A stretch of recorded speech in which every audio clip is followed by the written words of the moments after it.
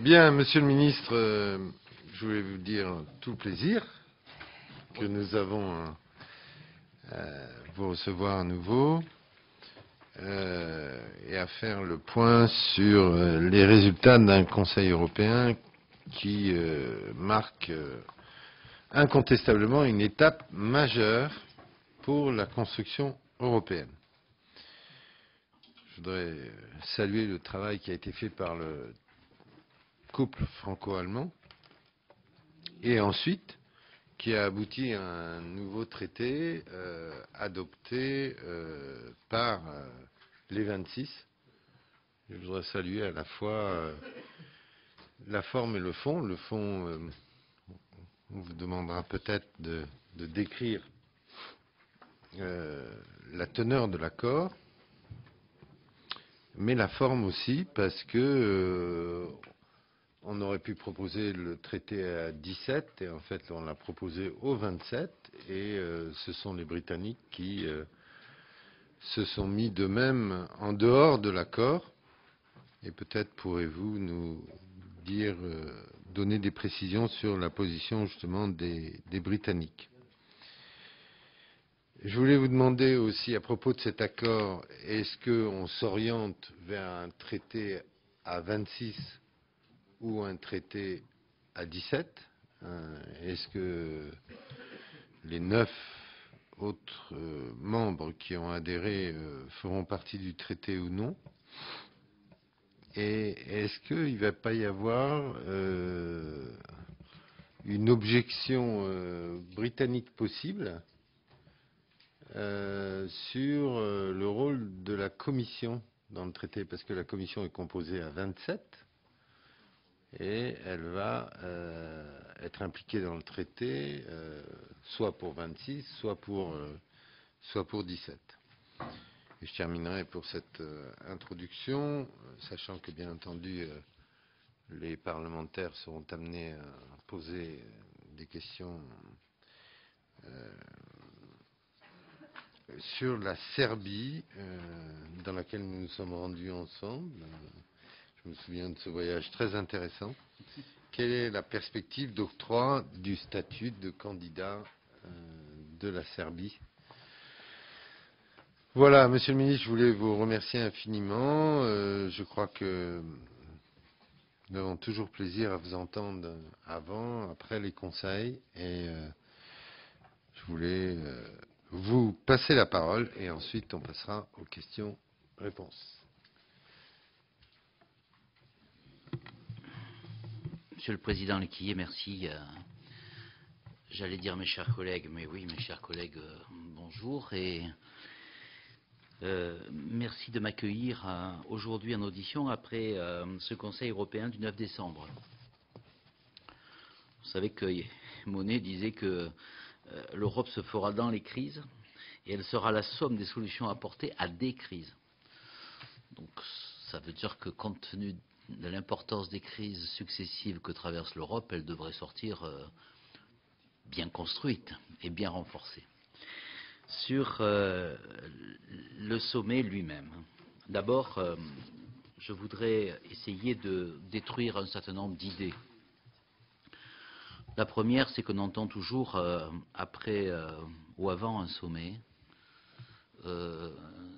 cette réflexion stupide pour savoir qui a gagné. Si c'est la France ou si c'est l'Allemagne, comme s'il s'agissait d'un match de football. Qui a gagné, c'est l'Europe. Et si aujourd'hui, comme vous l'avez souligné, il y a 26 États qui adhèrent à cet accord sur une proposition dans une lettre, Monsieur le Président, dans une lettre franco-allemande, c'est bien la preuve que les propositions qui étaient faites étaient équilibrées dans le sens que nous connaissons, de la gouvernance, de la convergence, de la solidarité, de la discipline, de la croissance. Le deuxième élément, c'est quand la France et l'Allemagne obtiennent un accord, j'ai même entendu très fortement à Bruxelles le mot de Merkozy, qui supposait que la pensée était unique entre la France et l'Allemagne. Chacun sait que il y a des différences entre ces deux pays et que l'accord est l'aboutissement d'un compromis. Un certain nombre de dispositifs étaient avancés par la France, un certain nombre de dispositifs étaient avancés par l'Allemagne, mais on sait aussi que, d'une part, les propositions qui sont faites sont des propositions communes à la fin, et que ces propositions ont obtenu l'agrément de ce qu'on espérait au départ, 17+. Comment pourrait-on faire pour avoir au moins la zone euro et puis 1 ou 2 États supplémentaires? Au lieu de faire 17 plus 2 ou 3, on a fait 27 moins 1. Ce qui est à la fois pas tellement étonnant et assez logique et qui en même temps conforte l'idée que oui, c'est un 17 très largement plus qui aboutit à cet accord. Je voudrais très rapidement, parce que je pense que l'échange est plus important que ce que vous avez tous lu et vu. D'abord, il y a une gouvernance économique plus forte, avec un pilotage de la zone euro et de aussi la situation qui se trouve autour de nous, qui va être resserrée et renforcée. Et ce n'est pas inutile que dans une période dans laquelle il faut une réactivité forte, on ait des réunions intergouvernementales qui soient des réunions mensuelles. Le deuxième, c'est la convergence, vous la connaissez, cette convergence, elle est indispensable. Cette convergence ne veut pas dire l'alignement. La France ne va pas copier le modèle financier, économique et social allemand. Mais la France ne va pas non plus perdre sa souveraineté parce qu'elle se trouvera avec une convergence de l'impôt sur les sociétés entre les deux pays. Et je rappellerai, lorsque je me suis rendu à Évian à cette réunion des chefs d'entreprise, des grandes entreprises françaises et allemandes, ils étaient d'accord pour une convergence et une stabilité. Ils voulaient plus la stabilité d'ailleurs qu'un impôt diminué. Ils voulaient simplement que la chose soit visible et stable pour la suite. Et puis vous le savez, tout cela, l'ensemble des États de la zone euro a allé encore plus loin dans la convergence au travers du pacte pour l'euro plus, qui est effectivement un pacte à l'intérieur de la zone euro, mais qui peut rassembler au-delà, et on l'a bien vu. La discipline, bon, je ne rentrerai pas dans le détail, vous le connaissez tous, c'est la règle d'or. La règle d'or qui serait dans le traité, mais qui se déclinerait ensuite à l'intérieur de chaque État membre sur des décisions qui appartiennent au Parlement des États membres. Pourquoi cette discipline? Parce que s'il n'y a pas la discipline, il n'y a pas la confiance. Et je ne parle pas de la confiance des marchés, ou je ne parle pas que de la confiance des marchés. C'est la confiance des États les uns envers les autres. Et pour que nous soyons en capacité d'être solidaires, eh bien, nous devons évidemment nous trouver dans la situation dans laquelle on sait que l'effort qui est porté par tous pour aider un des États membres est un effort qui correspond à une difficulté passagère, n'est pas un laxisme prolongé. C'est la raison pour laquelle je pense que la discipline inscrite, la règle d'or inscrite dans les traités européens est un élément fort qui, bien entendu, implique, et c'est bien logique, que la solidarité qui se met en place est une solidarité conditionnelle à l'effort effectué par chacun. Sur la solidarité, on a dit beaucoup de choses, mais en fait, je voudrais, un peu schématiquement, et je m'en excuse, rappeler comment les choses vont évoluer. D'abord, il y a un fonds européen de stabilité financière. Aujourd'hui, il est indépendant de la Banque centrale européenne. L'évolution proposée, c'est que c'est la Banque centrale européenne qui elle-même va piloter le Fonds européen de stabilité, qui cohabitera pendant une période avec le mécanisme européen de stabilité. Puis ensuite, ce mécanisme européen de stabilité, lui, aura une capacité surmultipliée et il sera piloté par la Banque centrale européenne. La Banque centrale européenne reste indépendante. Qu'est-ce que ça veut dire être indépendant? Ça veut dire qu'elle agit à bon escient, sans qu'on lui dise de le faire et sans qu'on lui dise de ne pas le faire. Et nous avons bien vu que les initiatives qui ont été prises récemment par la Banque centrale européenne sont des initiatives qui ont eu pour effet de détendre les tensions qui existaient dans les marchés financiers et de permettre une fluidité des capitaux qui a été bénéfique dans la période que nous avons traversée. Cette solidarité se double d'une aide qui peut venir par le Fonds monétaire international et qui correspond à une aide des États. Et je voudrais rappeler, il ne sera plus fait appel au secteur privé. Alors, quand on le regarde de manière rapide, on pourrait dire, bon, ben, finalement, c'est les peuples, c'est les États qui contribuent à cette solidarité, et pourquoi pas les fonds privés. Sauf que l'exemple de la Grèce doit être un exemple exceptionnel. Pourquoi? Parce que si nous voulons retrouver la confiance des marchés, on ne peut pas laisser planer le doute, des marchés et des épargnants, on ne peut pas laisser planer le doute de la restructuration d'une dette qui a abouti à ce que les personnes, les banques ou les marchés financiers qui ont apporté une aide à ces États se trouvent avec leur capital diminué de 50 voire de 80%.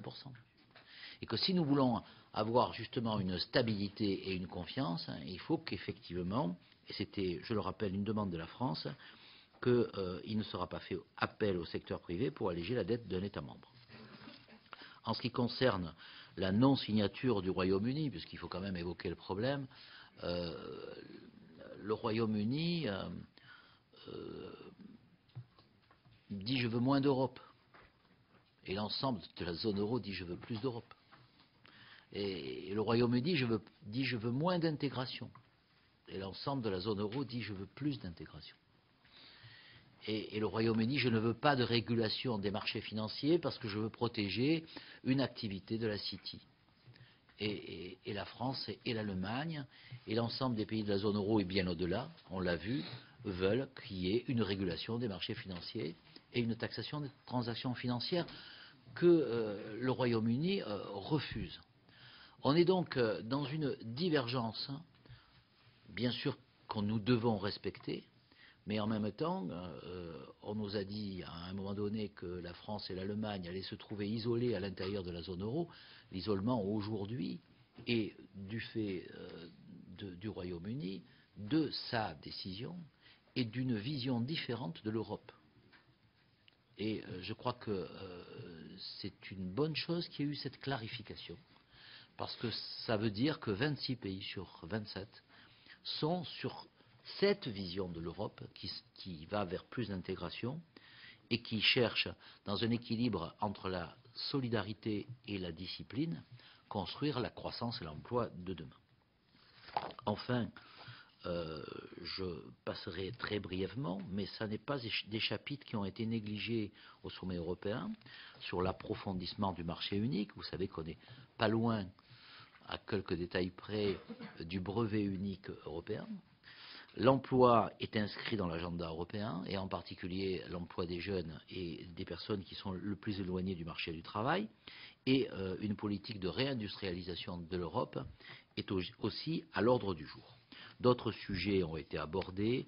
Je passe rapidement sur Durban, mais vous poserez peut-être des questions sur ce sujet pour revenir sur la question que vous m'avez posée, Monsieur le Président, de la Serbie. On est dans une situation dans laquelle la Croatie va rentrer dans l'Union européenne. Elle l'a fait après une démarche qui a duré 15 ans. Après des avancées qui ont duré 7 ans et sur lesquelles la France et l'Allemagne ont mis un niveau d'exigence bien supérieur à ce qui était nécessaire à l'intégration des États qui avaient été préalablement intégrés au sein de l'Union européenne. Dans ce contexte-là, la Croatie est un exemple.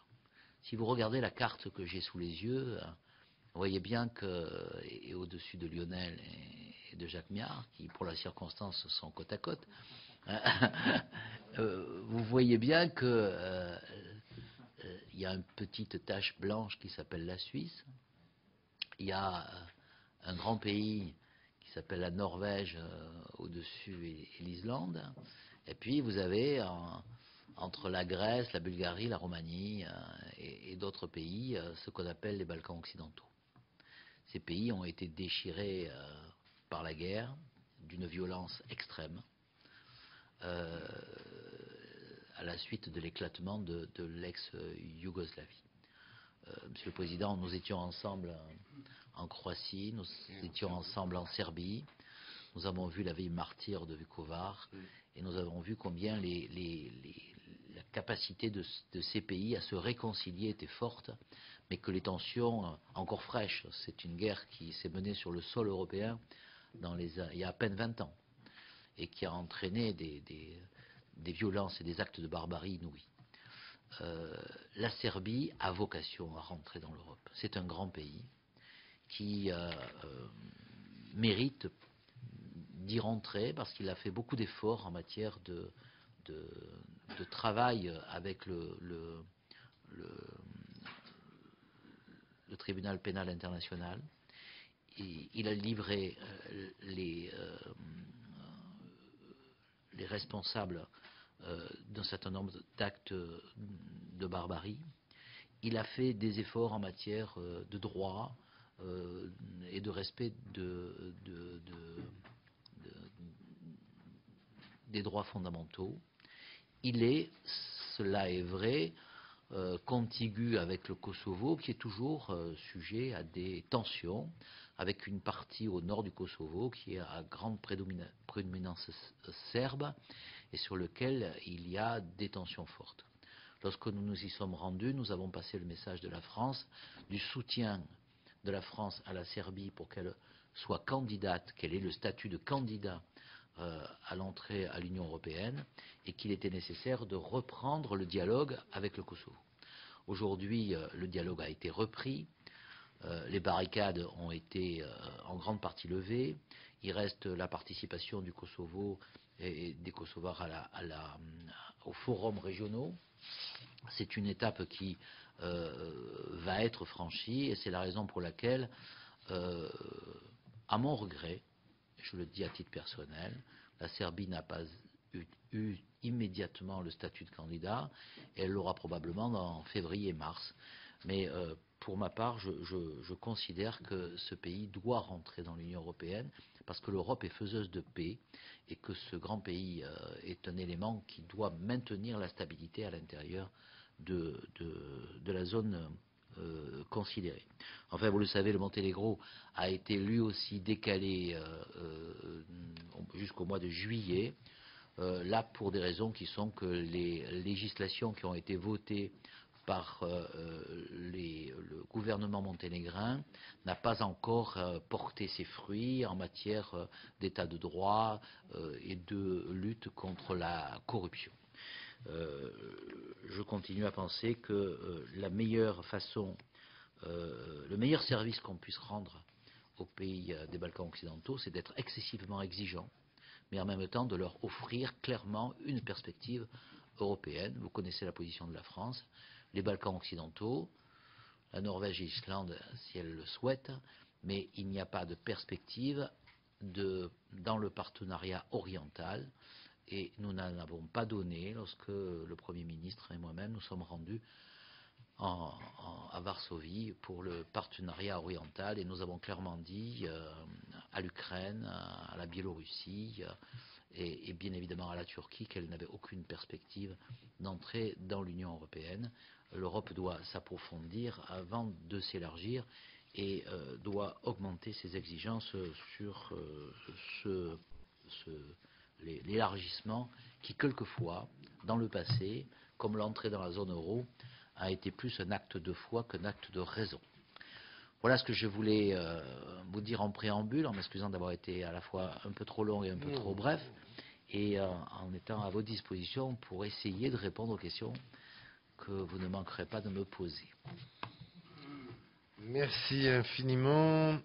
Bon, si vous en êtes d'accord, on va peut-être passer 3 par 3 les questions. Hein. Alors, je commence par Jacques Miard. Merci, Monsieur le Président. Mon cher Monsieur le ministre des Affaires européennes, salut aux chercheurs d'aventure qui se poursuivent de Karim Ansila. Alors, il y a plusieurs choses. Premièrement, sur les critiques qui ont été émises par la Commission sur les méthodes de l'intergouvernemental, elle a tort.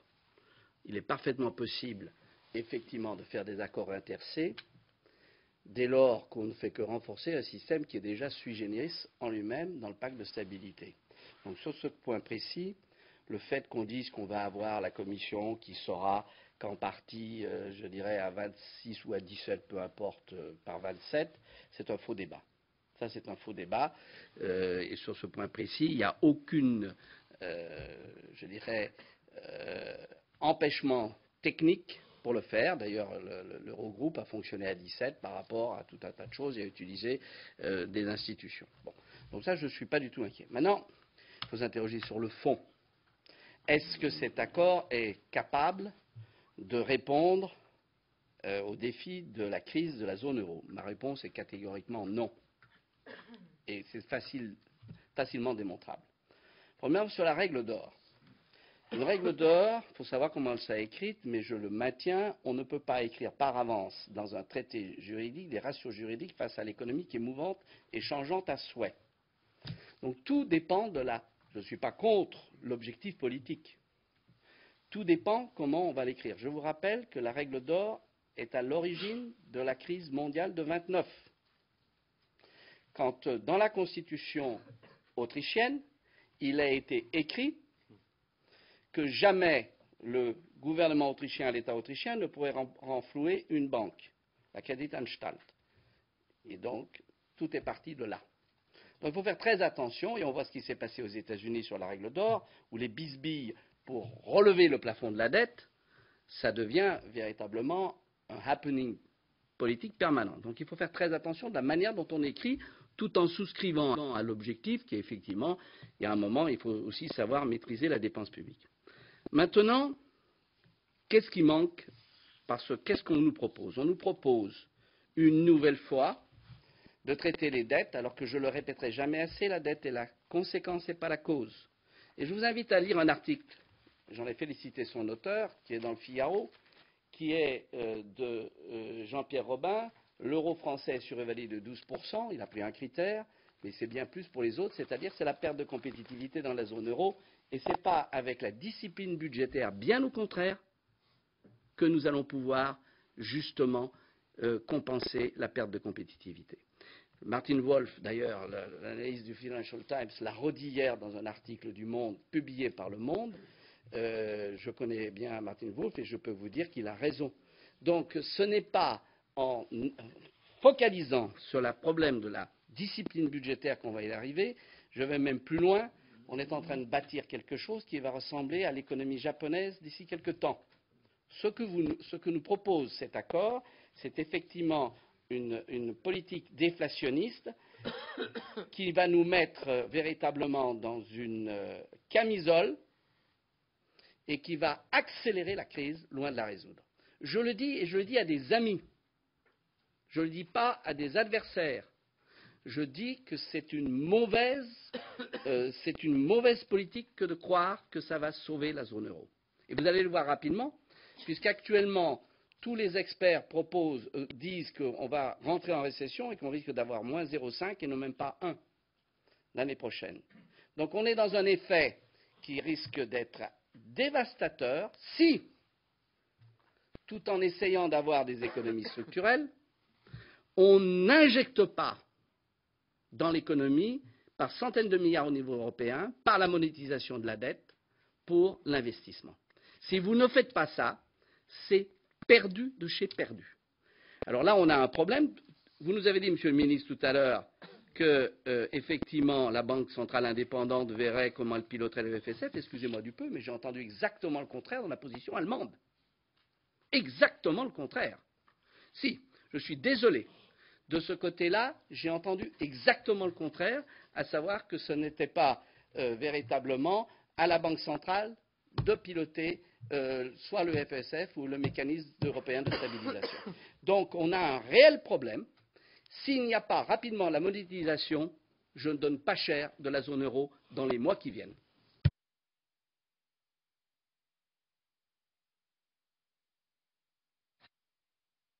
Merci. C'est classique, quand on attaque ses amis, on plaît aux adversaires. Robert Lecou. Oui, merci, Monsieur le Président.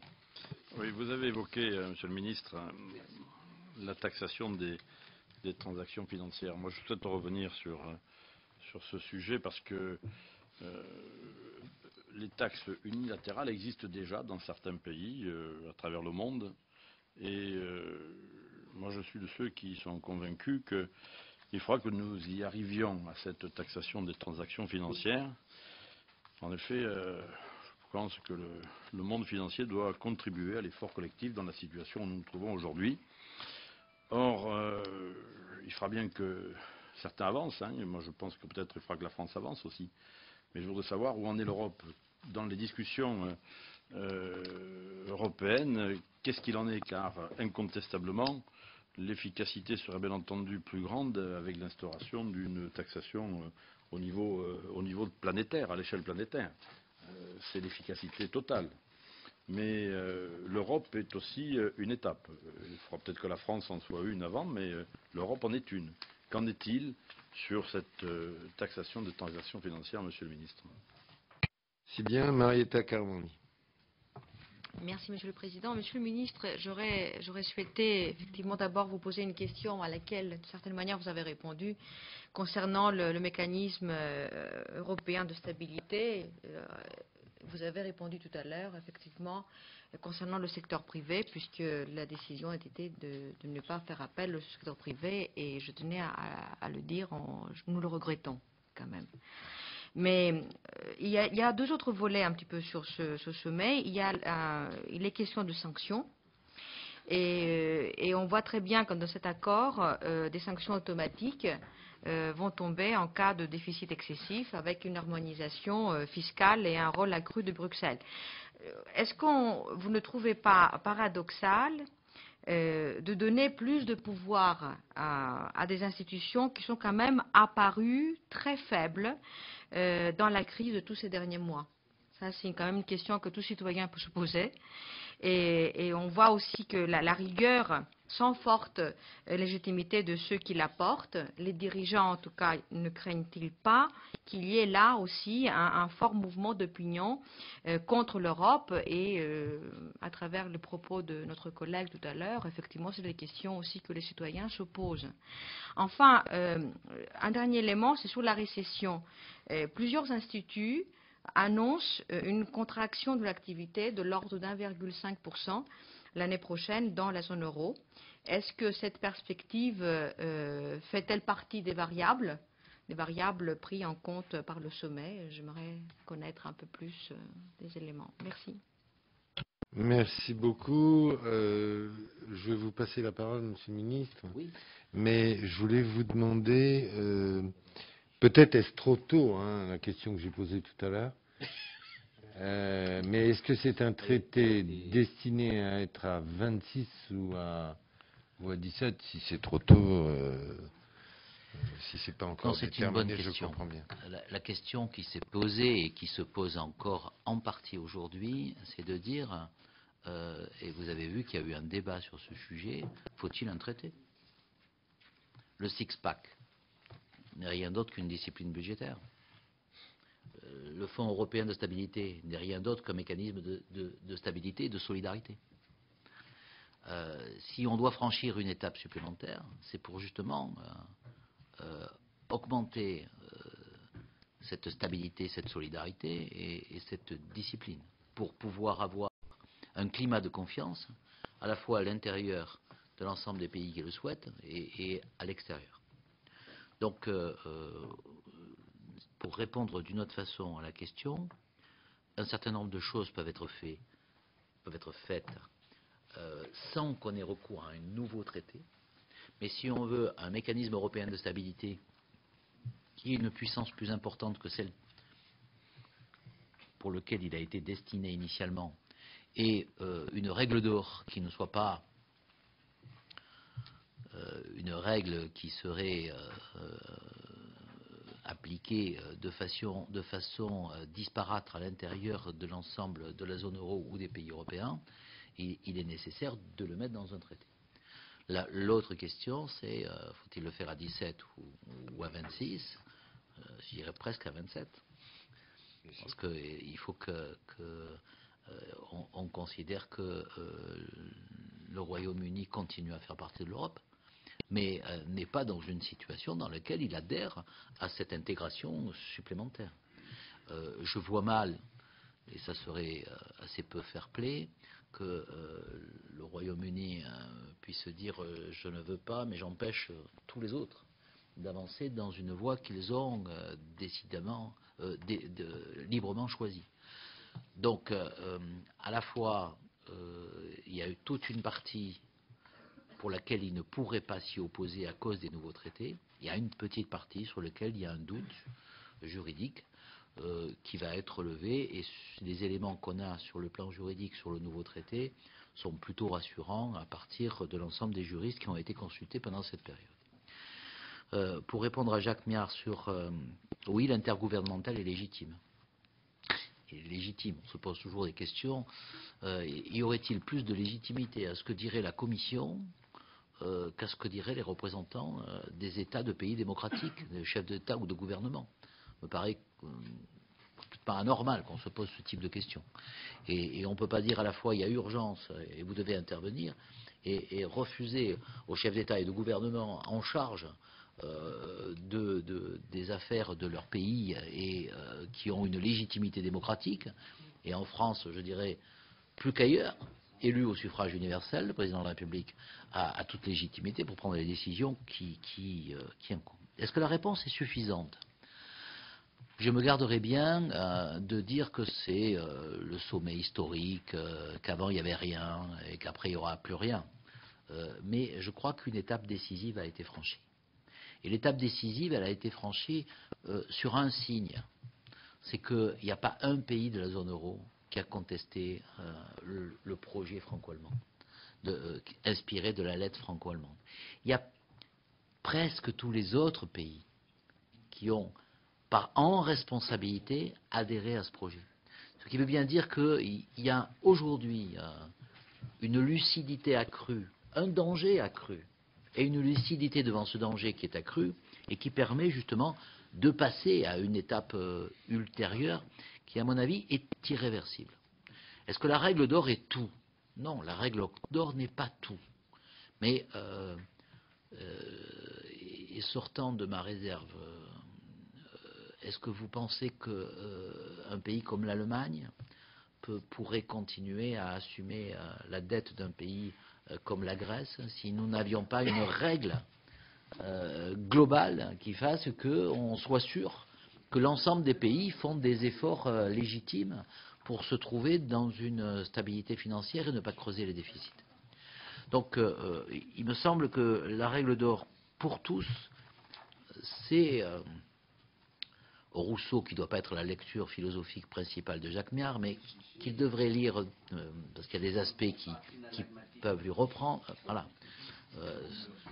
Voilà. Et en dehors du bon sauvage, il y a le discours sur les inégalités humaines qui est pas négligeable dans les fondements républicains.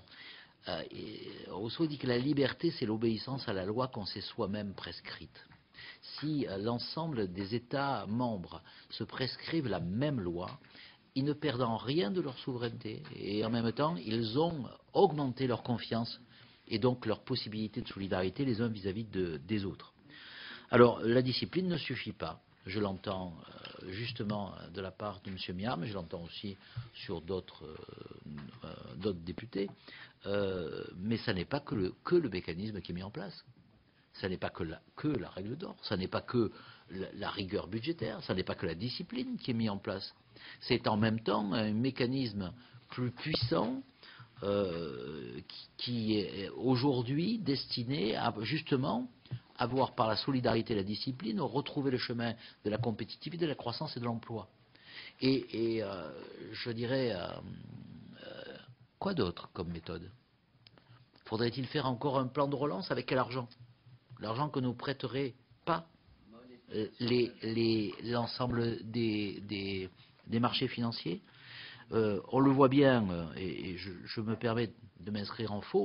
Non, s'il y a, sans livrer de secret, la proposition, comme quoi, la proposition que ce soit la Banque Centrale Européenne qui organise, pilote le mécanisme européen de stabilité, c'est une proposition de la chancelière Angela Merkel qui reprend une proposition de M. Draghi et qui est acceptée par la France, je dois le dire, avec un certain enthousiasme. Donc peut-être que le mécanisme sur lequel on devrait réfléchir, c'est que si les pays, les États membres, sont dans une situation de difficulté qui n'est pas due à l'Europe ni à l'euro, qui est due à une situation mondiale. Les États-Unis n'ont pas l'euro, ils ne sont pas dans une union monétaire, ou plus exactement, ils ont une monnaie et en même temps l'économie qui gère la monnaie derrière cette monnaie. Si on considère que nous nous trouvons dans cette situation, est-ce que l'Europe n'est pas l'élément qui doit créer justement la recherche, la croissance, la dynamique nécessaire à l'ensemble des pays qui se trouvent momentanément dans un plan d'appurement de leur dette? Robert Lecoux évoque à juste titre la taxation sur les transactions financières. Cette proposition, qui est aussi une proposition franco-allemande, qui reprend une proposition de la Commission de septembre 2010, va avoir sa première réunion effective le 17 janvier. C'est dire que la mise en œuvre de ce qui est justement une recette indispensable à partir des transactions financières, c'est une obligation politique, économique, et c'est une obligation morale. C'est-à-dire que les transactions financières qui ont en partie, pas exclusivement, mais en partie créé la crise que nous traversons, il n'est pas illogique à tous les sens du terme, et il n'est pas injuste de penser qu'elles peuvent apporter effectivement cette contribution. Elle peut être au niveau de la zone euro. Je doute que le Royaume-Uni y adhère, bien qu'ils en aient créé une pour eux-mêmes. Mais en tout cas, je doute qu'ils y adhèrent dans une vision partagée. Toujours est-il qu'il y a une zone euro. Et si on peut même espérer que cette taxe sur les transactions financières, elle s'étende au-delà des 17, comme leur projet de traité s'est étendu au-delà des 17. Madame Kammermanli, vous avez évoqué il ne faut pas avoir recours au secteur financier privé. Je suis désolé de vous dire que c'est un avis qui est très largement partagé, parce qu'il déstabilise évidemment l'épargnant et les marchés financiers, et pas le spéculateur, le marché financier. Voilà. On l'a fait parce que nous étions dans une situation très particulière d'une urgence, et qu'il fallait à ce moment-là éponger une dette qui était importante et que ne voulait pas assumer l'ensemble des États membres, considérant que la Grèce s'était en quelque sorte mis dans une situation pour laquelle il fallait une contribution à la fois publique et à la fois privée. Mais le fait de dire que cette contribution elle s'est appliquée pour un pays, le mot n'est pas péjoratif dans ma bouche, mais un petit pays, c'est-à-dire un pays dans lequel l'économie ne représentait que 2% du PIB ou 4% de la dette de la zone euro, et qui était une façon d'éteindre un incendie dans une zone particulière de la zone euro, ne veut pas dire qu'on va reproduire ce schéma, parce que ce schéma, il va discréditer toutes les mesures que l'on pourrait mettre ultérieurement. La démocratie, oui. Comment peut-on faire avancer plus vite tout en respectant la démocratie? D'abord, l'Europe, c'est la démocratie. C'est même en Grèce que le mot a été inventé. Et en même temps, personne ne peut contester que les dirigeants, les chefs d'État et de gouvernement qui ont signé le 9 décembre ne soient pas issus d'élections libres. Et donc, ils ont la liberté de s'engager dans des traités qui sont les traités qui engagent effectivement leur pays, mais qui l'engagent en responsabilité. Et cette démocratie, elle va passer aussi par le Parlement européen, et elle va passer aussi par le Parlement français, et par le Parlement de tous les États. Donc, dire que la décision qui a été prise est antidémocratique parce qu'elle propose des avancées qui ne sont pas en lien direct avec le peuple, c'est à mon avis une mauvaise analyse. On pourrait dire ça si c'était une proposition qui soit uniquement issue d'une réflexion administrative et technique et qui soit proposée par la Commission, qui n'est pas le représentant du peuple. Mais ça n'est pas le cas. Enfin, les perspectives pour la zone euro, ben, je crois qu'il y a un clivage qui s'est fait là. Et j'entends la présidence polonaise répéter à souhait, vous devez différencier ceux qui veulent rentrer un jour dans la zone euro et ceux qui ne veulent ne jamais y rentrer. Et il y a deux pays qui ne veulent pas rentrer dans la zone euro, c'est le Danemark aujourd'hui et la Grande-Bretagne. Et notons quand même que le Danemark, qui va présider à partir de janvier l'Union européenne, eh bien, a adhéré au traité, ce qui est un élément positif d'intégration supplémentaire. Et il me semble que dans ce contexte, on voit bien comment se décide la nouvelle Europe. Effectivement, ce n'est pas une Europe qui s'étend à l'infini. C'est une Europe qui reste dans des frontières. C'est une Europe qui se protège. Et qui se protège par la réciprocité appliquée, pour lequel, là aussi, le Royaume-Uni est opposé à la réciprocité. Opposé à ce qu'on mette des règles de commerce loyal entre l'Union européenne, qui a fait du marché intérieur un élément de croissance et de compétitivité, et un marché extérieur qui, lui, pourrait pénétrer le marché européen en faisant fi des normes sociales ou environnementales que nous mettons en place au niveau de la zone euro. Donc je crois que nous avons à dessiner une nouvelle Europe et à la renforcer dans ses structures. C'est en tout cas la réponse qui a été donnée le 9 décembre et qui, à mon avis, marquera quand même un tournant décisif dans la construction européenne. Bien, je vais prendre les autres questions, les autres députés qui ont posé des questions. Donc Didier Quentin. Merci, Monsieur le Président. Avant que Jacques Miard parte, d'ailleurs, permettez-moi, comme président du groupe Oui, d'amitié... d'ailleurs, j'aimerais bien que Jacques Miard cesse de poser des questions et parte après. Faire la politique de la chaise vide. Politique de la chaise vide. Cette politique de la chaise vide. Non, mais je voulais lui faire remarquer, comme président du groupe d'amitié... Ça vaut pour Marietta, que le Japon... n'est pas traité de manière aussi désinvolte qu'il l'a fait tout à l'heure, parce que même s'il a une croissance qui n'est pas extraordinaire et un endettement de 210 ou 220% du PIB, il le couvre à 90% par l'épargne nationale, l'épargne interne, ce qui n'est pas une mauvaise chose, et il consacre 3,5% de son PIB à des dépenses de recherche scientifique, etc., ce qui fait qu'il est en pointe dans beaucoup de technologies. Bon, voilà, enfin, je voulais faire ce point. Mais alors, non, les questions, en fait, pour le ministre, c'est la Grande-Bretagne. Il a déjà fait un peu allusion. Comment il voit l'avenir de nos relations avec ce grand pays, qui est peut-être tenté de faire cavalier seul, on nous reprochait cela à une époque, et quels sont les champs de coopération possibles avec nos amis britanniques. Je me permets de faire remarquer à cet égard qu'on consacre pas loin de 2% de notre PIB à des dépenses militaires. La Grande-Bretagne doit être un peu au-dessus et nos chers amis allemands, eux, ils doivent être à moins de 1. Ce qui fait que dans les écarts que l'on constate, que l'on déplore, il y a aussi cet élément qu'il faut faire jouer.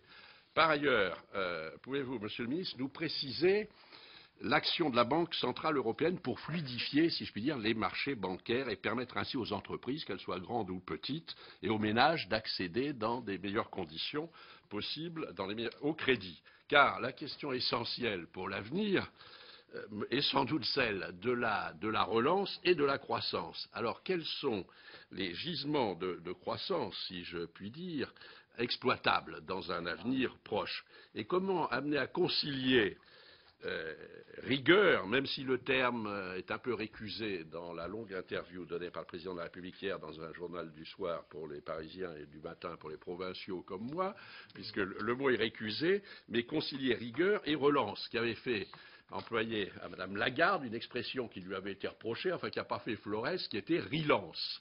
Alors est-ce qu'il y a un avenir de ce côté-là? Merci, Président. Monsieur le Ministre, sur la crise financière qui est le fruit de la dérégulation des marchés financiers. Est-ce que vous pouvez mieux nous approfondir, mieux nous détailler les mesures qui ont pu être prises à l'issue du sommet européen visant à encadrer les marchés financiers? Sur l'accord qui a été conclu entre les États membres, cela pose le principe d'une convergence économique. Si ce principe ne se discute pas, cela signifie aussi une convergence européenne en ce qui concerne les normes sociales et fiscales. En conséquence, pouvez-vous m'indiquer l'initiative que prendra la France pour parvenir justement à cette harmonisation dont on parle beaucoup aujourd'hui, sociale et fiscale? Et concernant le point que vous avez évoqué tout à l'heure sur la règle d'or, comment peut-on encore appeler ça la règle d'or, une solidarité à travers une règle d'or, quand on parle de déclinaison à l'intérieur des États, comme vous l'avez dit? Est-ce qu'il y aura des minima, est-ce qu'il y aura des maxima? Voilà, je vous remercie. Si Christophe Carache. Oui, très rapidement. D'abord, sur la portée de l'accord, je pense qu'on verra à l'usage. Voilà. Ça départagera ceux qui ont un avis optimiste ou un avis pessimiste. Oui, je dis ça parce que je pense qu'on va le voir assez vite. Je pense, et d'ailleurs sur ce plan-là, je pense que l'analyse de Jacques Miard est parfaitement juste. Je pense que depuis le début de la crise, on tourne autour d'une intervention massive de la BCE. Bon. Et depuis le début de la crise, l'Allemagne ne le veut pas et place au centre de la discussion la question de la discipline budgétaire. D'où l'accord d'ailleurs, parce que la France n'était pas favorable au départ à une modification des traités. Il ne faut jamais l'oublier. Il y a eu des initiatives qui ont été prises par la Commission européenne sur le renforcement du pacte de stabilité qui, à mon sens, répondait largement aux problèmes qui étaient posés. Mais c'est vrai que l'Allemagne a souhaité passer à tout prix par une modification des traités. C'est une position qui était d'ailleurs assez unilatérale parce que bon, la France, au départ, était quand même plutôt réservée. Herman Van Rompuy a mis sur la table, avant le sommet, des propositions qui allaient dans le sens d'une modification plus légère, notamment à travers la modification des protocoles des traités, sans aller jusqu'à une modification des traités qui passerait par des ratifications nationales. Et puis la Commission, c'est vrai, s'exprime hier sur le thème, on pouvait aussi faire sans modification des traités. Bon, donc on verra bien. Maintenant, elle est acquise, elle est actée.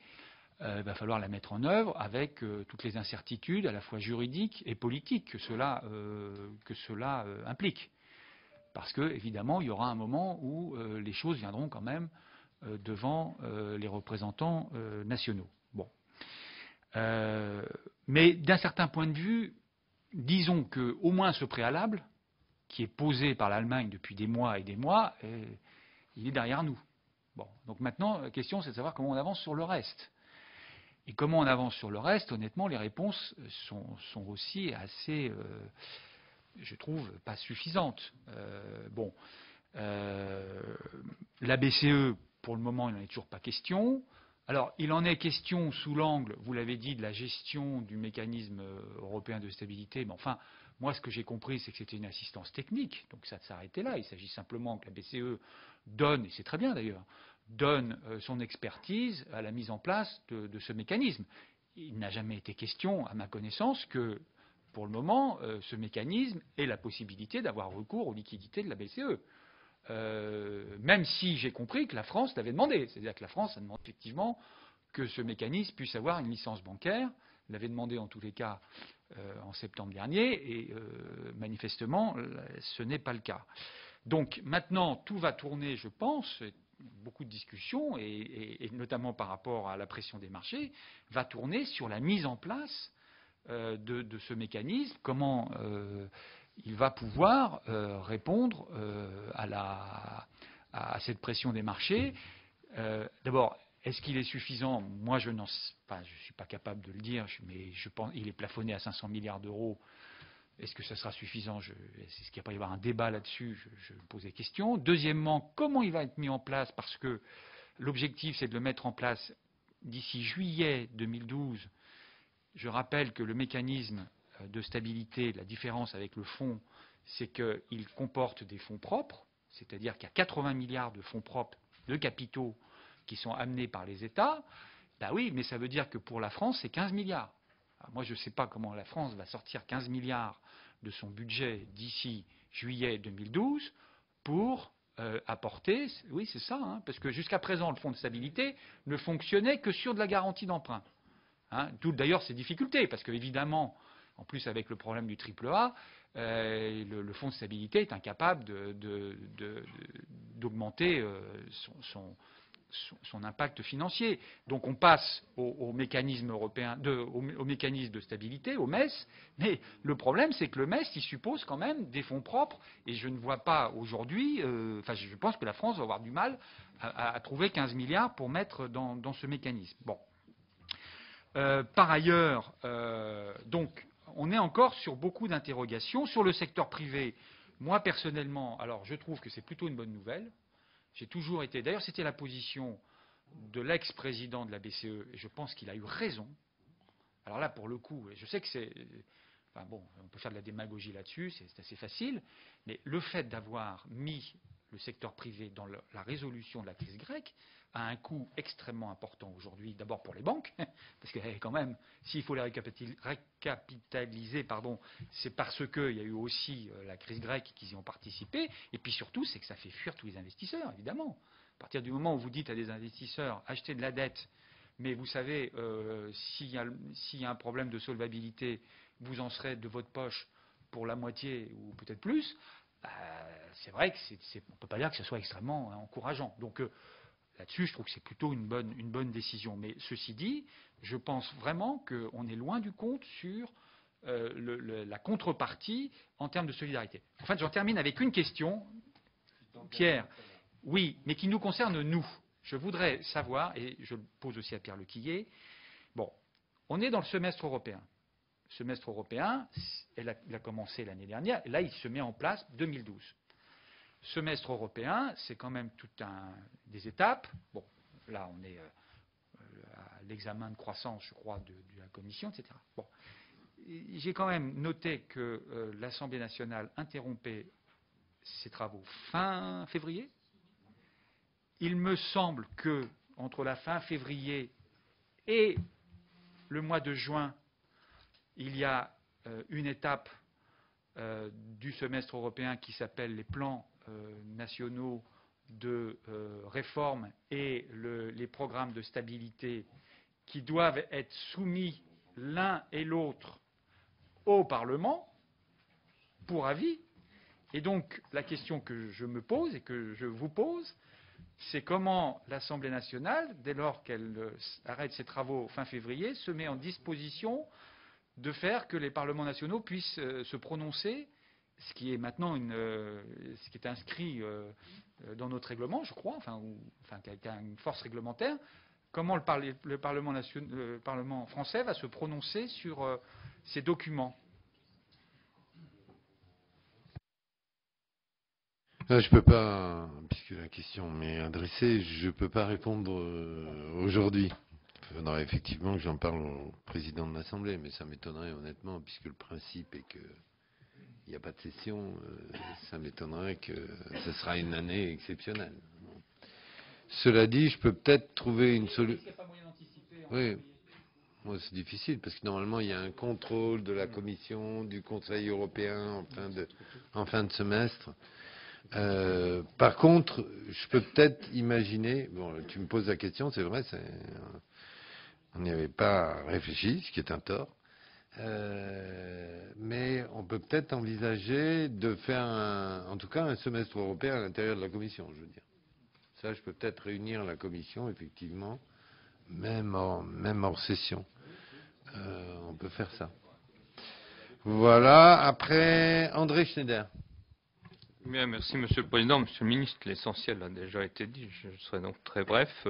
D'abord, vous nous avez brossé le tableau de ce qui s'est passé au sommet européen la semaine dernière. Je tiens à mon tour à saluer évidemment l'efficacité du tandem franco-allemand. Mais dans l'esprit des gens, il y a comme une petite confusion. On parle déjà d'une Europe à 2 vitesses. Moi, je dirais à plusieurs vitesses. Celle de l'euro, 17 pays, l'Europe des 27. Puis je me permets de dire aussi, n'oublions pas le Conseil de l'Europe, 47. Alors, moi, j'aurais voulu connaître un petit peu votre sentiment personnel sur l'avenir de cette diversité, pour ne pas dire de ce camailleux européen. Enfin, pour ne pas décevoir mes collègues, je ne peux pas ne pas vous parler de Strasbourg, puisque vous y étiez hier. Et donc, là aussi, quel sentiment, quelle impression retirez-vous de votre séjour strasbourgeois hier, et quel est le message rassurant que je pourrais répercuter sur mes concitoyens quant au devenir de Strasbourg, pas seulement du marché de Noël, mais de l'Europe?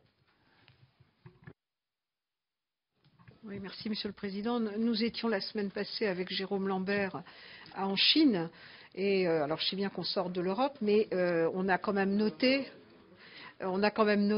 que les Chinois suivaient de très très près les négociations au sein de l'Europe, qu'ils attendaient, qu'ils avaient confiance, je parle sous ton contrôle Jérôme, et que néanmoins ils étaient un peu inquiets tout en s'en défendant et en disant qu'ils avaient confiance dans la capacité de l'Europe de s'en tirer.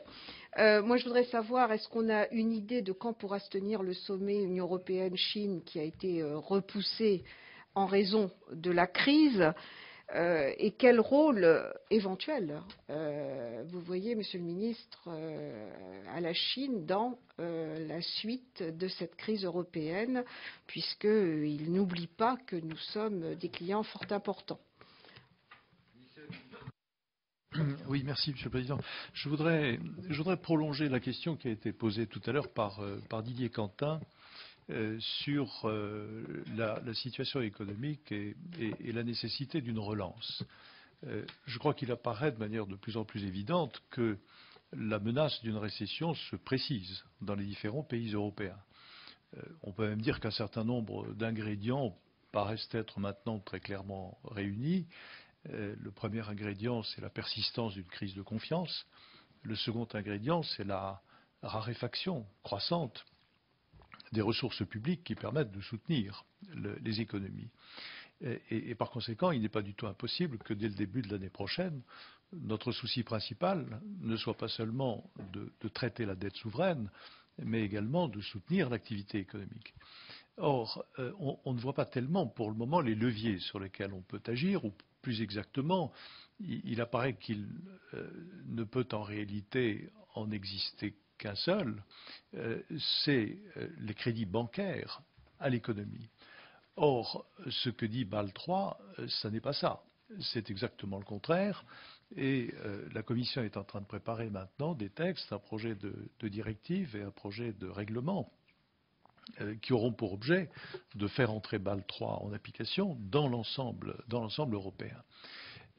Si à toutes les restrictions qui existent actuellement, notamment les restrictions de crédit budgétaire, s'ajoutent dans les temps qui viennent des restrictions bancaires supplémentaires, on aura un vrai problème, me semble-t-il, de soutien de l'économie. Moi, je voudrais savoir si cette question a été évoquée à l'occasion du sommet européen, et je voudrais savoir notamment quelle sera notre attitude à l'égard des exigences du Royaume-Uni dans ce domaine. Il est évident que les Britanniques ont été traumatisés par ce qui s'est passé il y a 3 ans. Ils pensaient avoir des banques solides, ça n'était pas le cas. Ils ont été obligés de le renationaliser, ce qui a coûté très cher. Et les difficultés financières qui ont suivi, finalement, placent aujourd'hui le budget britannique dans une situation encore plus difficile.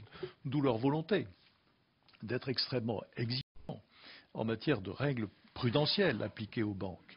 Ce qui va avoir pour conséquence d'ailleurs de frapper encore plus durement les banques françaises, qui sont considérées comme étant systémiques, comme si le fait d'être une banque importante la rendait plus systémique qu'une autre. Alors que ce qui est systémique, ce sont les pratiques dangereuses, ce n'est pas la dimension des banques. Bref, est-ce que le fait que les Britanniques restent à l'extérieur de la ratification, de la modification des traités, ne va pas nous donner un petit peu plus de liberté à leur égard pour prévoir quand même dans la transposition des règles de Bâle III quelques règles un peu plus souples que ce que la Commission voudrait aujourd'hui nous proposer. Oui, merci, Monsieur le Ministre. Monsieur le Président, moi j'avoue que j'ai jamais été un grand économiste, puis plus ça va, plus je pédale à côté du vélo, y compris à midi, invité par la Caisse des dépôts et consignations. Alors ça vole tellement haut que l'homme simple que je suis va plutôt vers des solutions à la Monsieur Pinet, à la Monsieur Pinet. Voilà.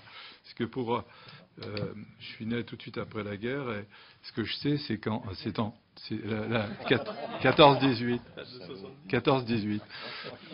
et que pour se sortir de cette crise-là, nos parents et puis nous après, pour la deuxième génération, la seule solution pour sortir de la crise a été de travailler. Bon.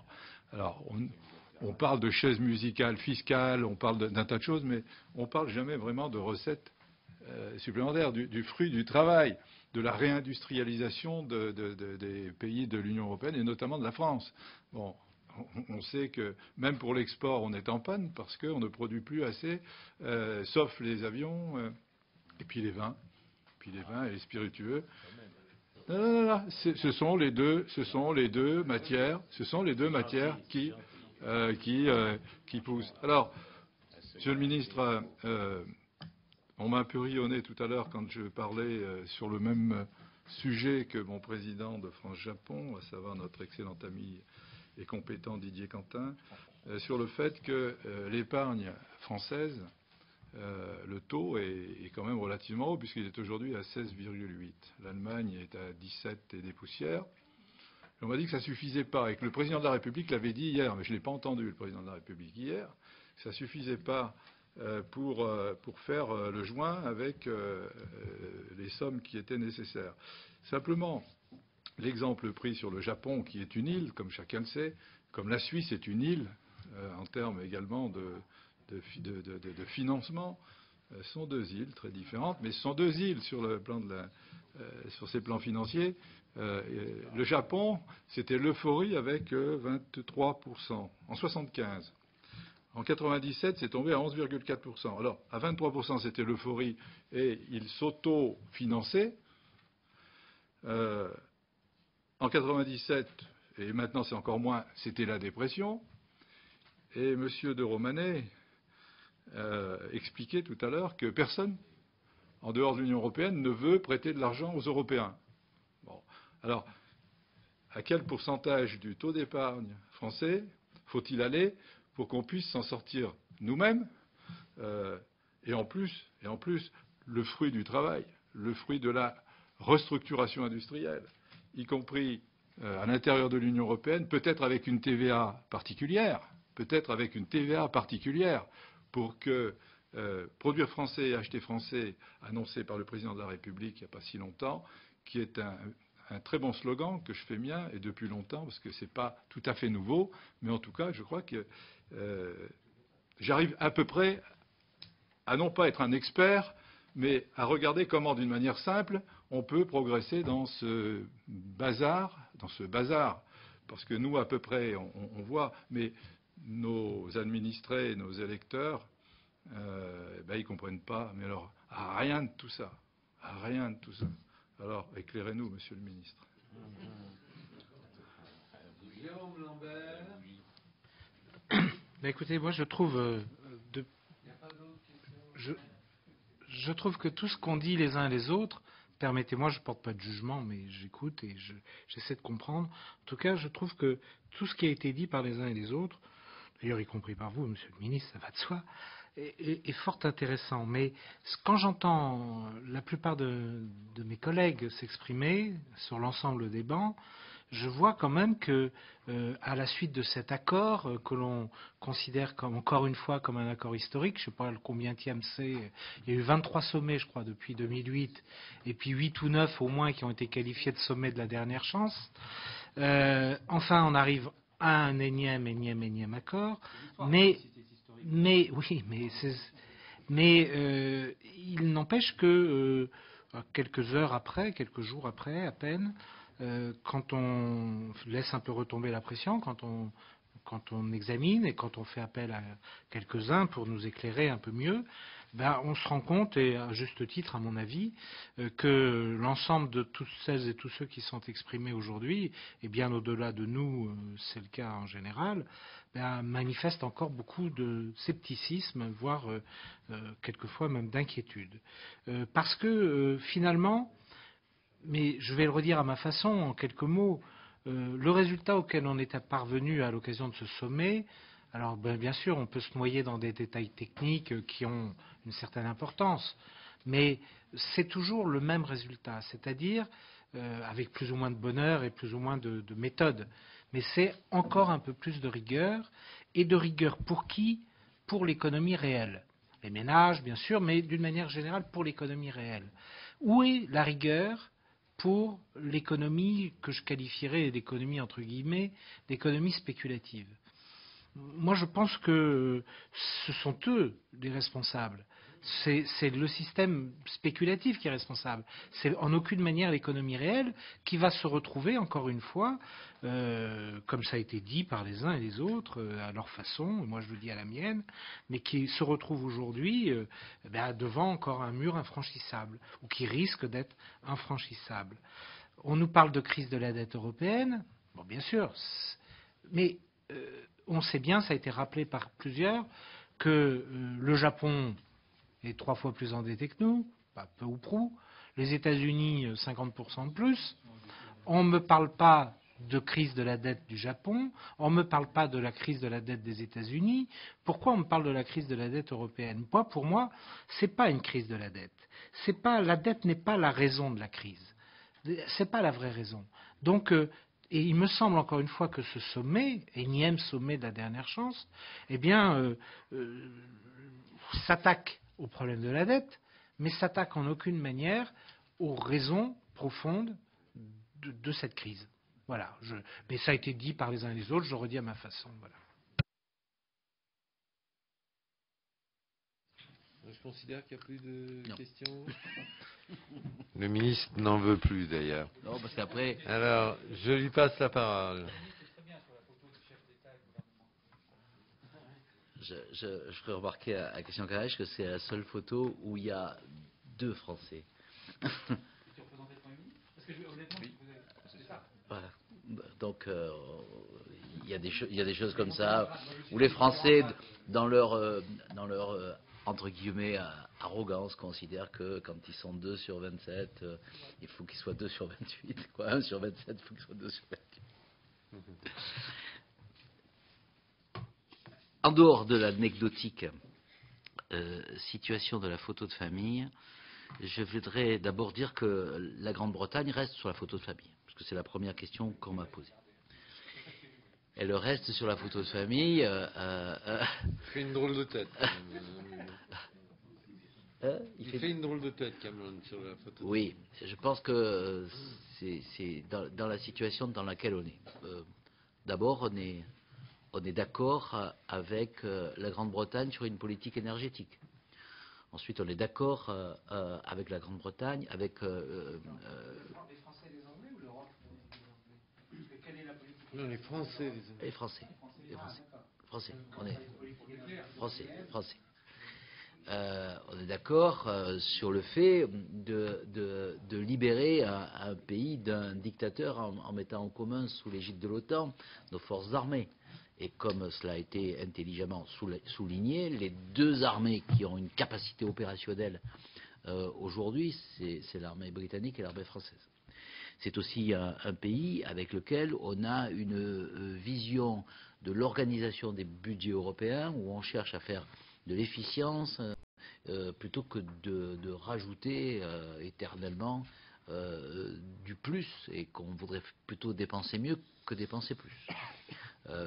C'est un pays avec lequel on a, vis-à-vis du Moyen-Orient, de la Syrie, de l'Iran, des positions qui sont fermes et qui sont importantes sur le plan international.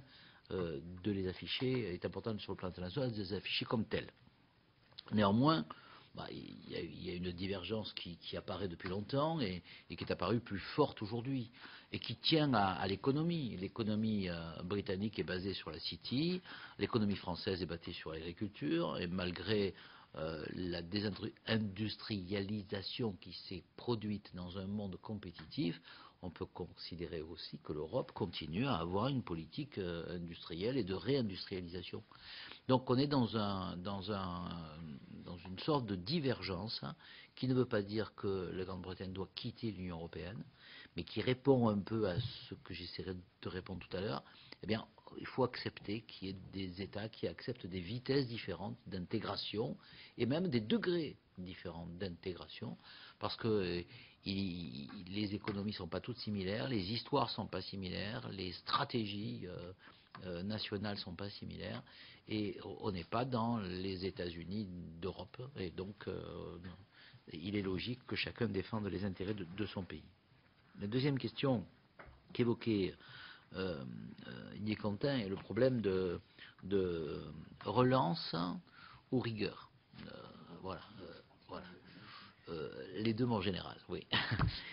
Mais comment faire en sorte que cette discipline budgétaire n'altère pas la relance, et comment faire que la relance soit possible dans une situation dans laquelle l'argent est rare et impossible. Lorsque je répondais tout à l'heure à Jacques Miard, il faut faire de la relance avec de l'argent des États membres. Qui va prêter l'argent aux États membres? C'est un fusil à un coup. Il a été utilisé sur la crise de 2008 avec succès. Il a permis d'éviter la récession. Ça ne peut plus être la solution aujourd'hui. Le niveau d'endettement de l'ensemble des pays, même ceux qui ont une certaine stabilité, y compris la France et l'Allemagne, se trouvent dans une situation dans laquelle ils ne peuvent pas puiser dans les caisses et refaire de la dette pour avoir une relance économique. C'est la raison pour laquelle je pense qu'il faut que nous réfléchissions au budget de 2014-2020 européen pour qu'il soit un élément de facteur de croissance et de compétitivité, avec un certain nombre de règles comme la réciprocité qui peuvent aider effectivement, avec un marché intérieur fort, à faire en sorte que la zone euro et que l'Europe deviennent une zone compétitive. Monsieur Martin a évoqué oui, la relance, oui. Donc, en dehors de la réindustrialisation, il y a des politiques sectorielles fortes que nous devons aussi mettre en œuvre, en particulier dans le numérique, en particulier dans la croissance verte et en particulier dans les grands projets industriels. ITER, GEMS, Galileo sont des éléments qui sont des phares créateurs d'emplois, mais aussi créateurs de compétitivité. J'ai le plaisir de vous annoncer que ce matin à Strasbourg, monsieur le député, le vote sur ITER a été obtenu avec une majorité confortable, alors que ITER et GEMS, je le rappelle, n'est pas inclus dans les perspectives financières 2014-2020, ce qui n'est pas acceptable. Et si on doit faire des économies, on ne doit pas le faire sur ces grands projets qui sont des projets structurants.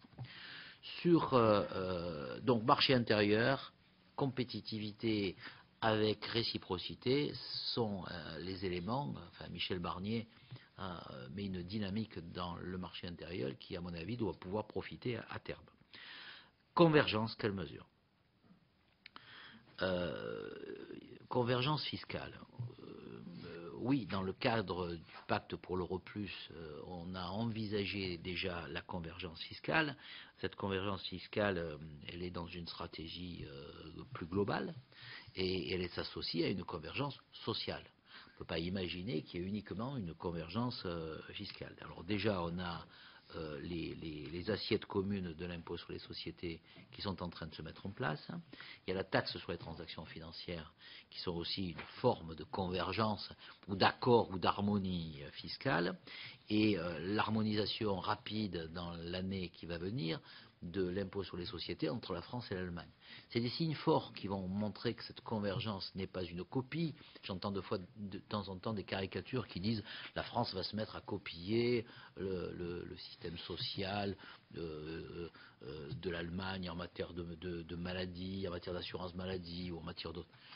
Chaque pays a organisé sa couverture sociale et sa couverture sanitaire comme il l'entend, mais ça n'est pas non plus inutile de regarder ce qui se fait ailleurs et qui coûte moins cher ailleurs, avec en particulier sur le plan médical des résultats qui sont quasiment comparables.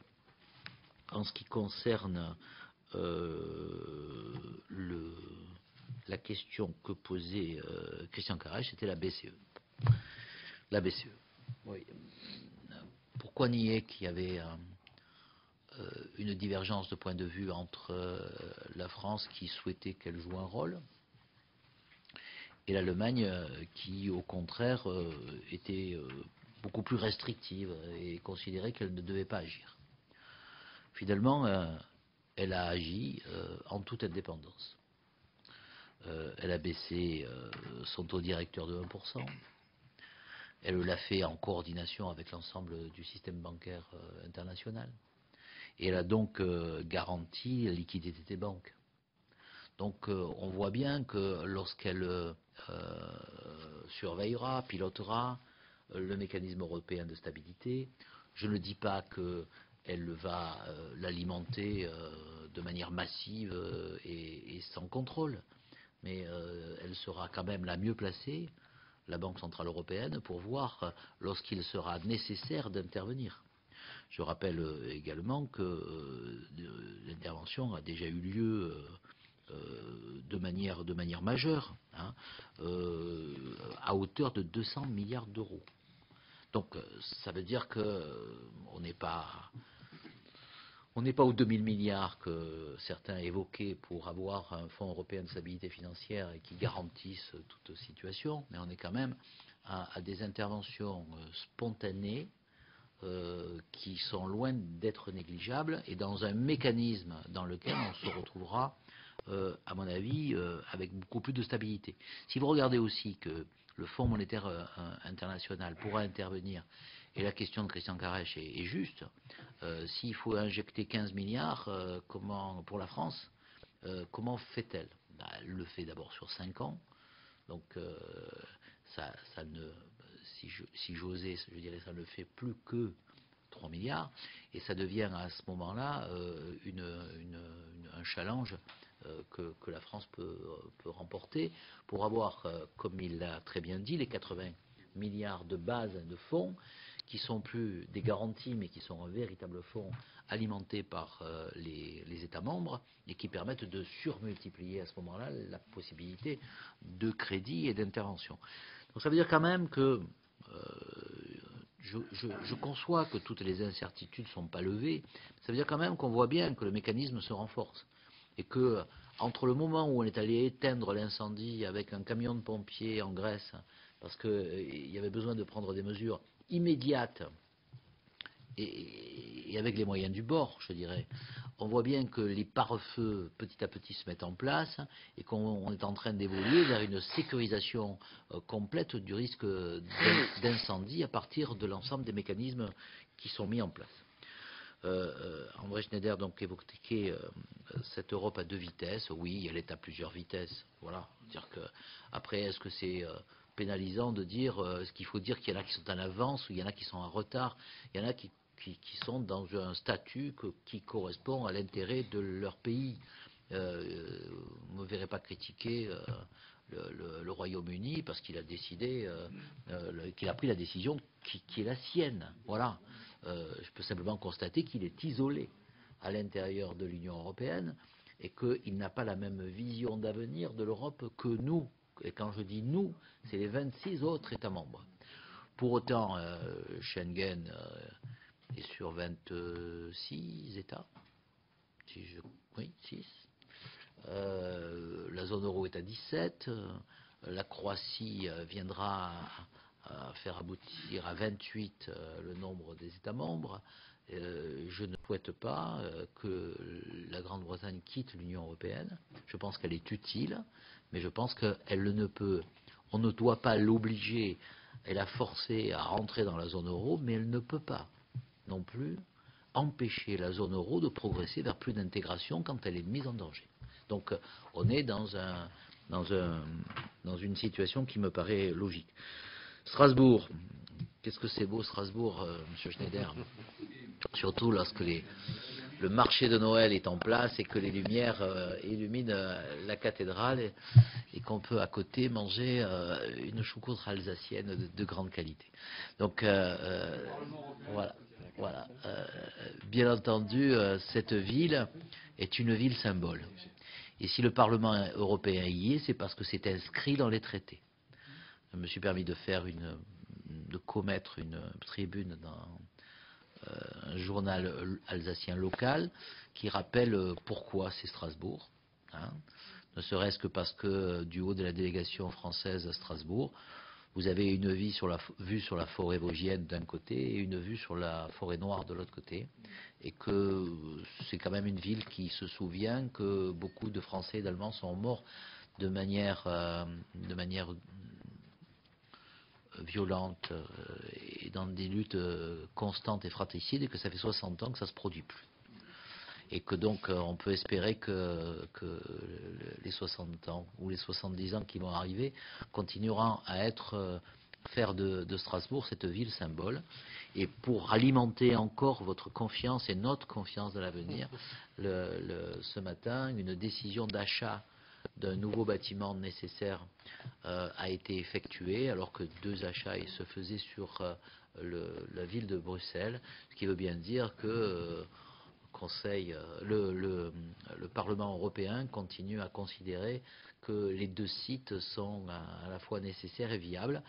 Je rappelle aussi, et vous le savez, que Strasbourg, ville européenne, est un objectif français et que la contribution de la France à ce budget est considérable, en plusieurs dizaines de millions d'euros, et que l'accessibilité à Strasbourg est aussi un élément que la France soutient en dépensant 12 ou 15 millions, 12,8 millions d'euros.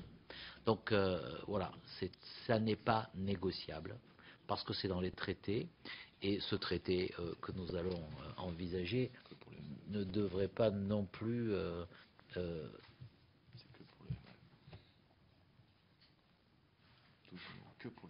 que pour le ministère. Rien que le ministère donne 12 millions 8. Voilà. Donc c'est dire qu'il y a d'autres fonds français. Voilà. Donc tout ça pour dire que la France ne se désengagera pas de la ville de Strasbourg.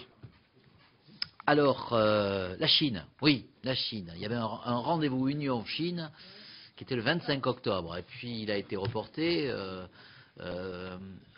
2 éléments. D'abord, moi, je suis très attentif à lire le rapport sûrement passionnant que vous allez produire après votre visite en termes d'Européens en Chine. Et puis, en même temps, dans une... Non, mais ce que vous me dites, ce que j'ai entendu, ce que j'entends quand j'entends le président des États-Unis, ce que j'entends lorsque je rencontre très fréquemment David Livington, mon homologue anglais, c'est que tout le monde a les yeux fixés sur la zone euro.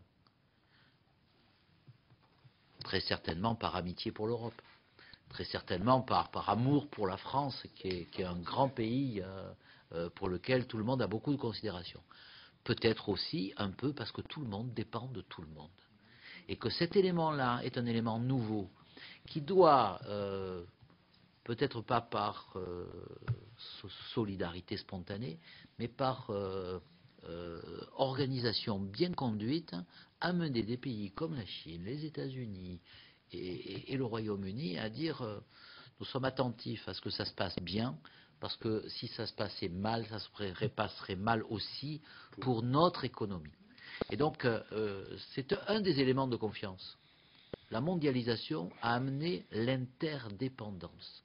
Et cette interdépendance doit amener à une réflexion commune sur des modifications qui sont des modifications qui sont pas uniquement au niveau de la zone euro. Et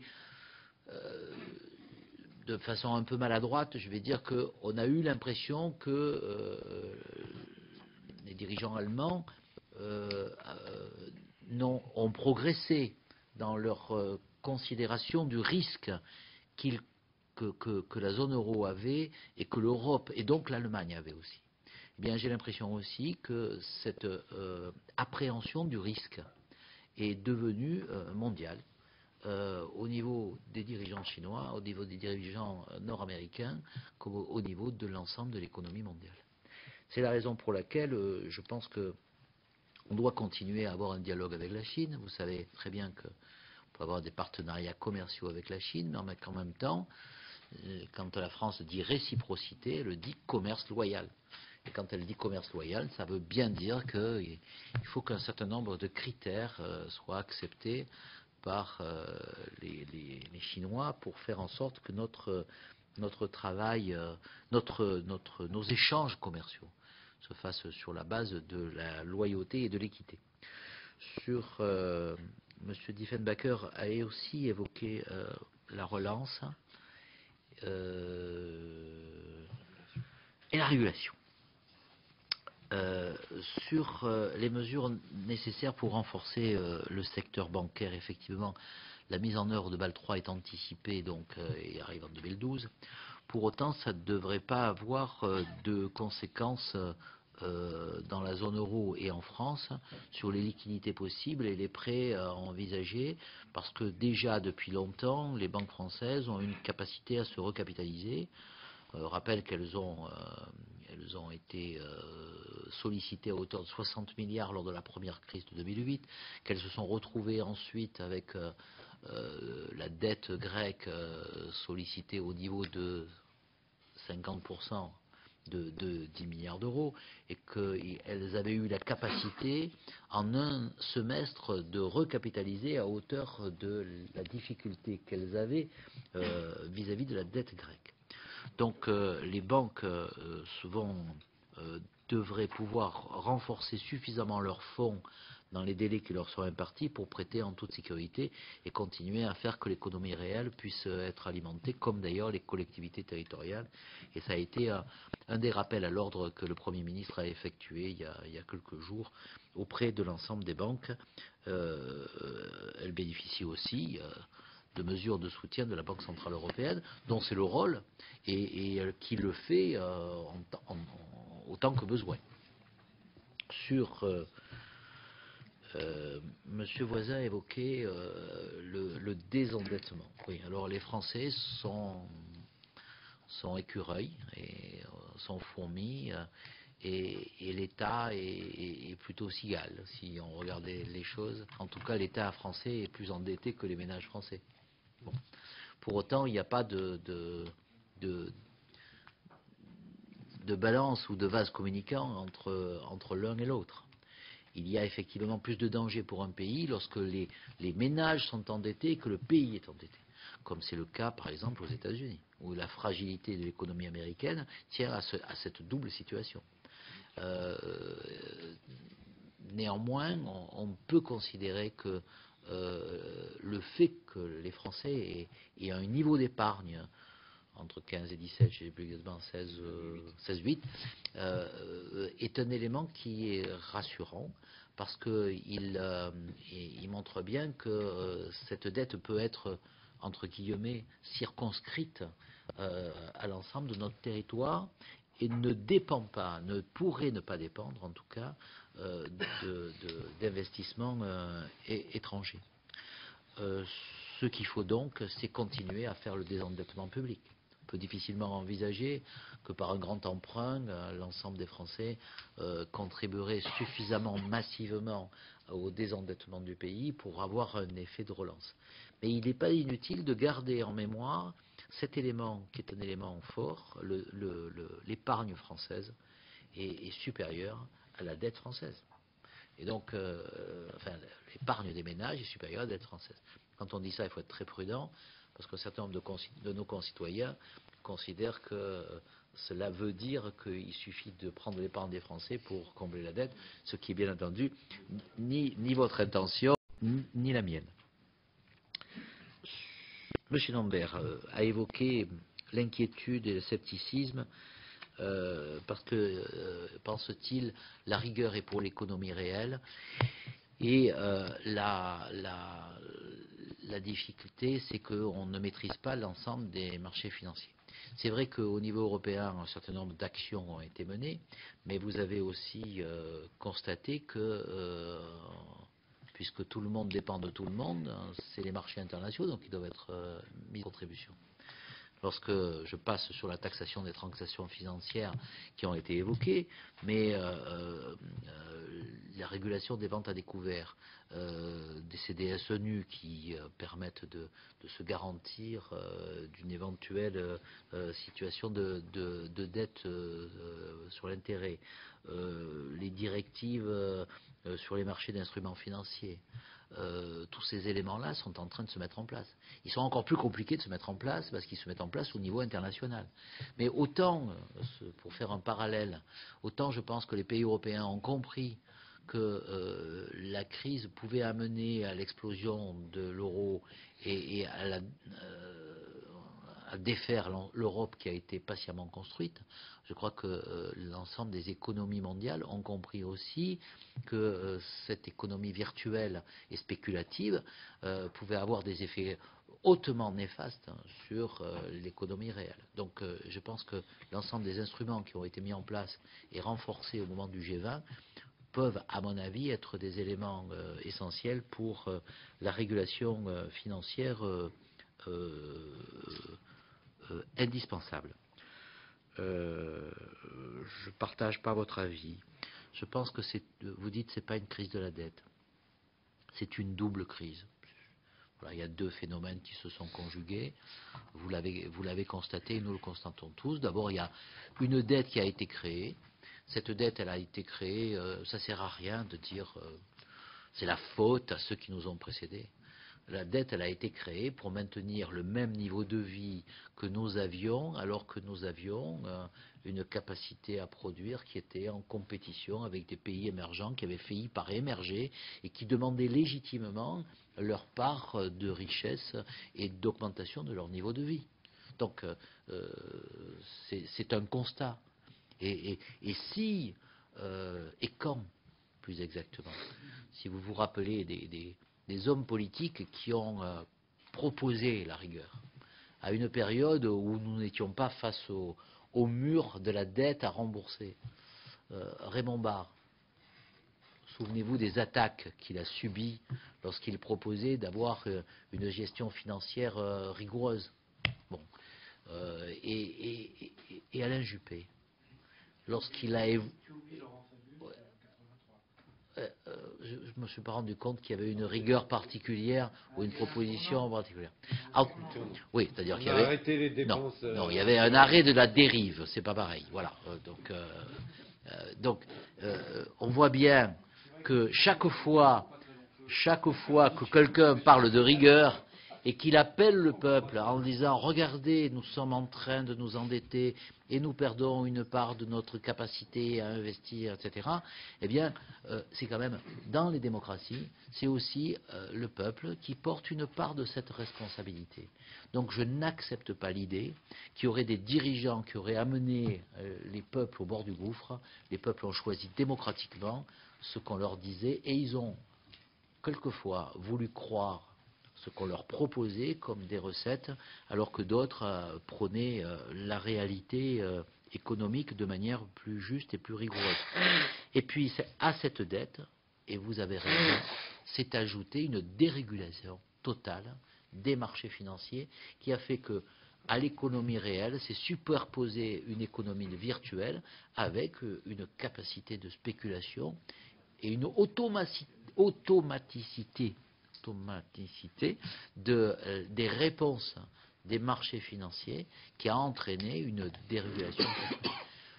Peut-être qu'on peut retrouver un monde dans lequel le libre-échange continue à exister, mais avec une régulation plus forte. On peut imaginer un capitalisme à visage humain sur le plan international, puis on peut imaginer aussi une Europe qui, dans une compétition mondiale justifiée, se trouve à ce moment-là avec des règles pour se défendre et des règles pour être en compétition. Et pour être en compétition, il faut développer la croissance. Et la croissance, elle générera l'emploi. Et c'est en se réunissant ensemble dans des pactes à la fois où il y a d'un côté la solidarité et de l'autre côté la discipline, que l'on peut trouver ce chemin de la croissance et de l'emploi.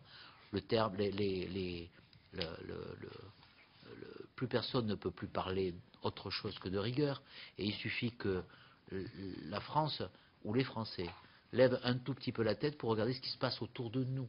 Quand j'entends c'est la zone euro qui est en difficulté, bon, le Royaume-Uni a baissé les salaires de 10%. Le Royaume-Uni a supprimé 500 000 fonctionnaires en l'espace de quelques années.